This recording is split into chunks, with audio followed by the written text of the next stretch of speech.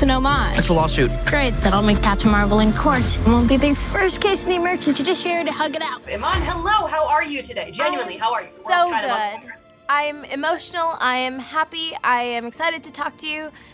Thank you for asking. Of course, I'm excited to talk to you. I need you, for this first question, I need you to just shoot me straight here, Iman. I'm not convinced that you're not actually just a variant of Kamala Khan. Just because I feel like there's so much you in the character. So is that what's happening? Are you just a variant acting a show about yourself? Absolutely. I was convinced that the comic book was written about me, for me, and only me. But yeah, I was, was really encouraged to put a lot of myself into this character and make her as specific as possible, and I think we've achieved that.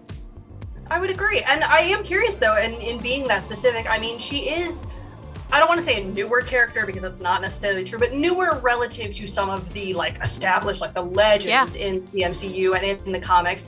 That gives you a little bit of room to kind of play with her a little bit. So does that add pressure on you? Because I mean, you really get to set a lot of Ms. Marvel's canon here, or is that exciting for you? Honestly, it took a lot of pressure off. The character only premiered in the comics in 2014, and we were, kind of readapting from what the comics established, keeping those same themes and tones, and just, making them fit for the MCU and the direction that the MCU is heading. And so it's just really fun for me because I could fully be myself, because I was confident that I knew this character, that I knew this world like the back of my hand. I was this character, and I just put all of myself into it and hope for the best and hope that people, like, my version of this character.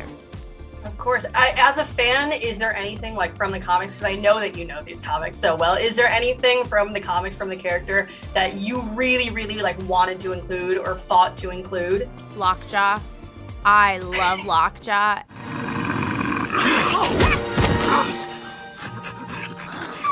Who's a good boy? That relationship is adorable. I wanted a Lockjaw Easter egg. I did not succeed, but it'll happen. Yet. You did not succeed yet. There is still plenty of time for you, Iman. Yes. Season 2? Who knows?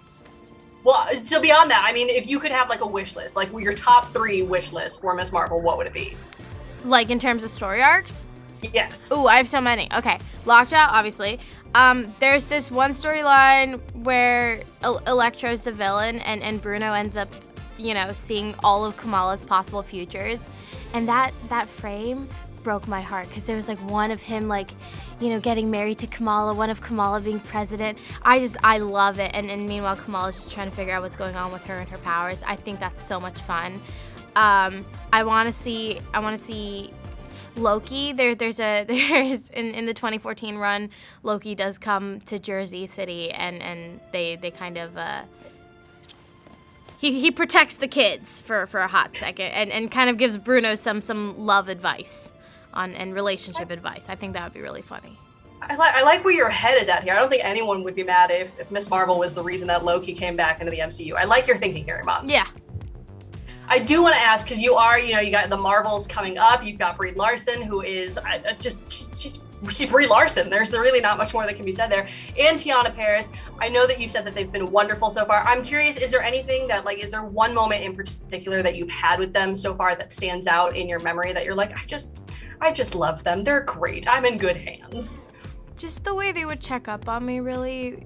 Brie's such a observant person. If I'm having an off day, or I'm really exhausted but powering through and not really taking care of myself, she will see that and she will come up to me and she will talk to me and just make sure that I'm taking care of myself, because you can get so overwhelmed and lost in this world, and just there's so much being asked of us, and it's really important to kind of take a step back and see what you need in your environment to be able to do this work, because we're doing 10 to 14 hour work days and really uncomfortable costumes, and it's very physically and emotionally demanding, and so it's just really nice that Brie and Teyonah kind of check up on me and make sure I'm doing okay. And I feel like I do the same for them, but it's not at the same level. But yeah, everyone needs it. Everyone needs someone to check in on them.